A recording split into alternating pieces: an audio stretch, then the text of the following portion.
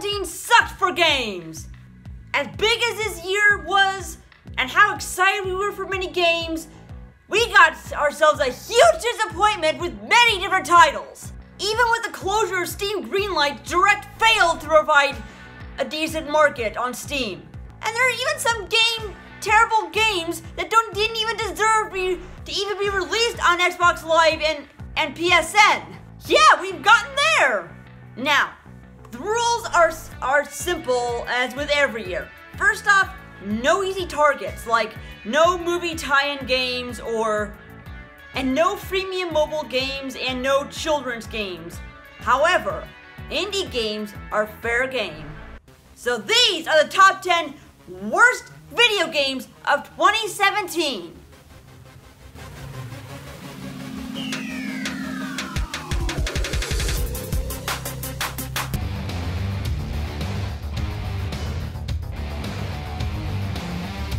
Now, I don't hate racing games, but then you have stuff like Road Rage that combines that with melee combat.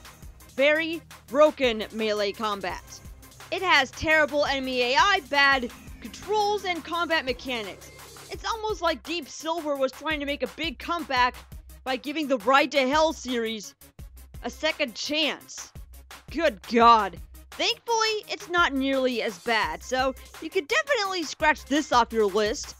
You might as well drive yourself off a cliff in the canyon while you're at it.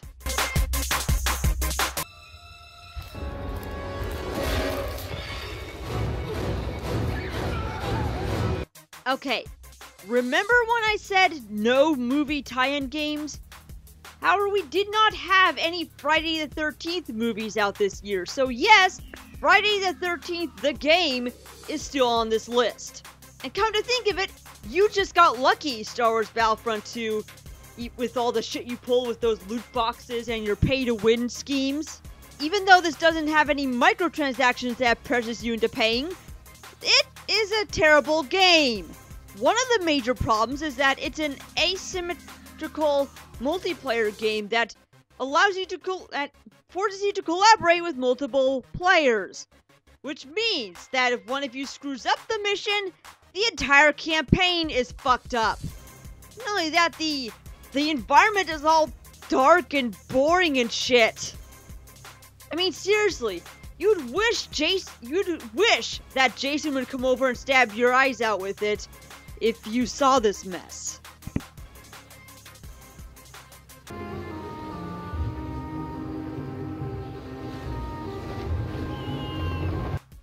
Now we actually have a game who really took a franchise to an all-new low, and that is Siberia III.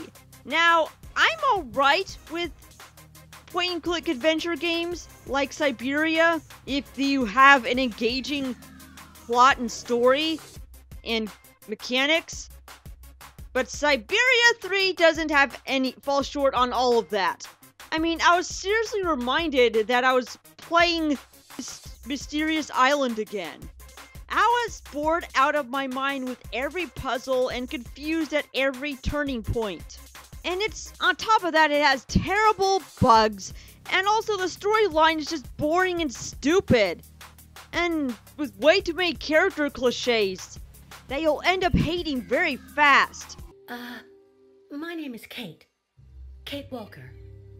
Kate Walker. That doesn't sound too local. Yeah. So how did you get here, Kate? Kate Walker? I suggest playing the original Siberia if you could find it on Steam. It's really worth a shot instead of this piece of trash.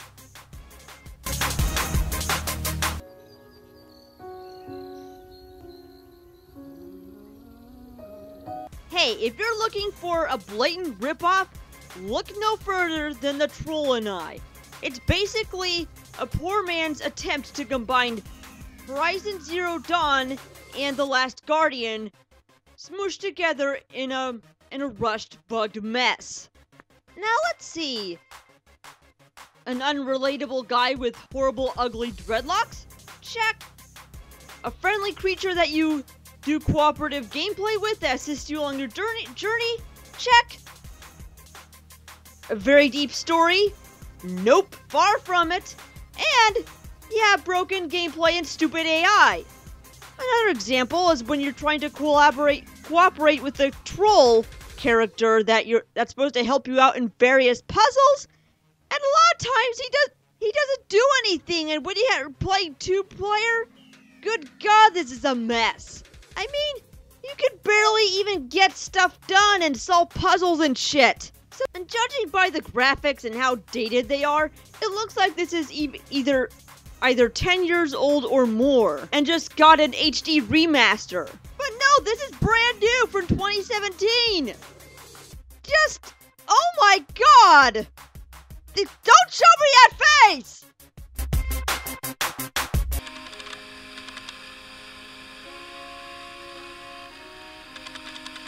Now, you may remember me covering this at the beginning of the year, and I said it was the worst so far. But Skyline Free Range 2, Tween,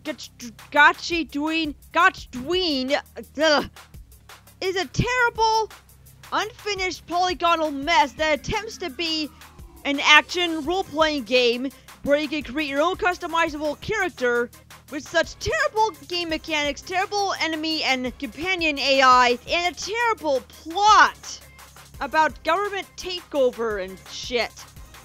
And believe it or not, this was the first worst game I actually played this year. And that was before all the other games on this list. Because otherwise, it would have been much higher. And by the way, what the hell is a Tween anyway? And judging by the title, it looks like it was part of a series. If I ever find about Skyline Free Range 1, I'd hate to see it.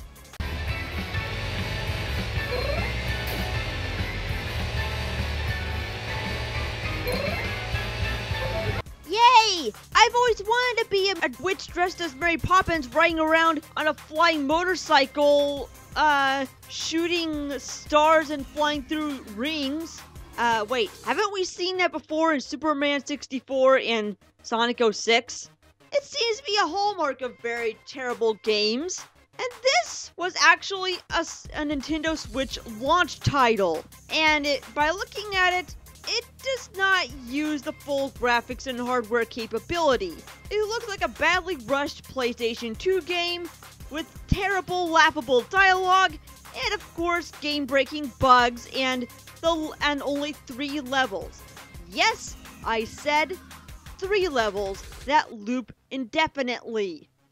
Well, it's almost like they didn't expect people to continue playing through it anyway. At least this is similar to a Steam Early Access game that's not even trying to be a follow-up to another forgotten video game that sucked so much, such as...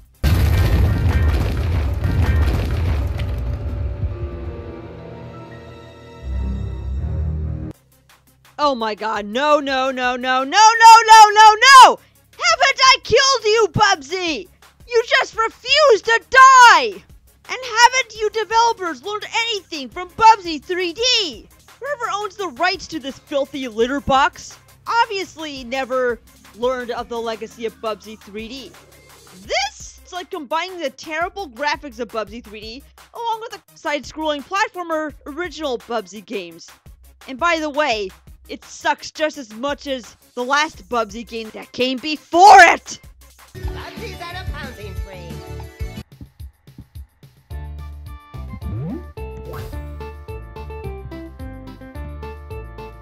Speaking of horrifically designed platformers with dated graphics, another bone I have to pick with is Minor Ultra Adventures that's trying to be very similar to classic platformers. This atrocity was made in Blender by a very shady Brazilian developer. As one of the last shovelware to be shot onto Steam before closing Greenlight. We've got terrible jumping controls, terrible combat. I mean, seriously, this guy is jumping like he's on the moon and he's constantly sliding downhill when he's stationary. And look at this, you can actually fall through the bridge because why do the gaps have to be so freaking big when the jump controls suck? And how do you screw up something that has been mastered for over 20 years? Why? How? Why?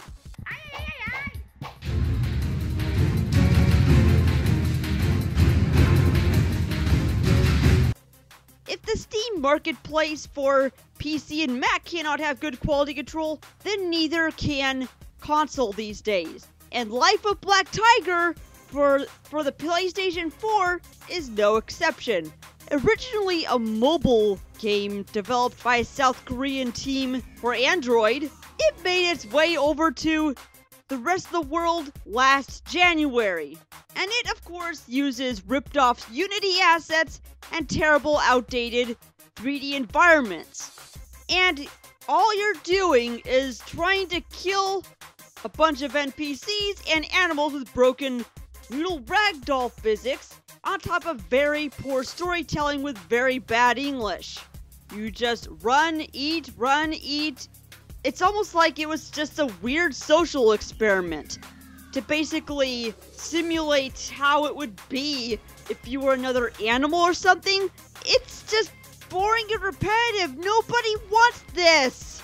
And by the way, a lot of times the tiger is twice as big as a human's. Do black tigers have some radioactive goo effect going on? I'd hate to find out.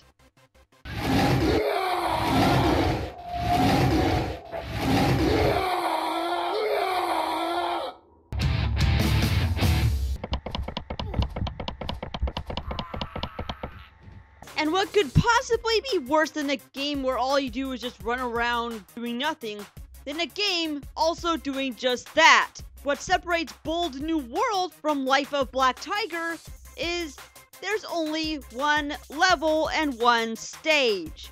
There is no interactivity, you just go around slashing a bunch of barbarians and do nothing. And it's all under the guise of like an RPG, action RPG. And it's done by a very shady Russian developer called Lyman, who unfortunately had my channel targeted for a copyright strike earlier this year after heavily criticizing this game through one of my blind plays. And so well deserved, just look at it. Look at this! And not only that, it even had the balls to give themselves a 10 out of 10 and best game of the year of 2017 right at the very beginning of the year! Yes!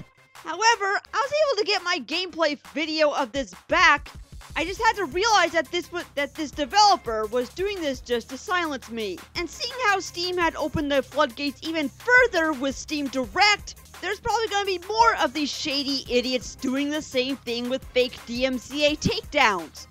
And this is why Bold New World is the single worst game of 2017. And that wraps up the worst for this year.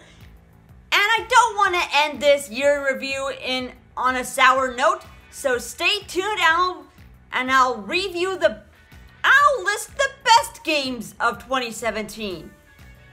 This is Marlyonama, signing off. Thanks for watching. I really hope you liked this video. If you want to check out more from Marlyonama, please hit the subscribe button below, or go to my website at www.marlyomedia.com. And if you really like the content, be sure to support me on Patreon or follow me on Twitch TV. And as always, sign on.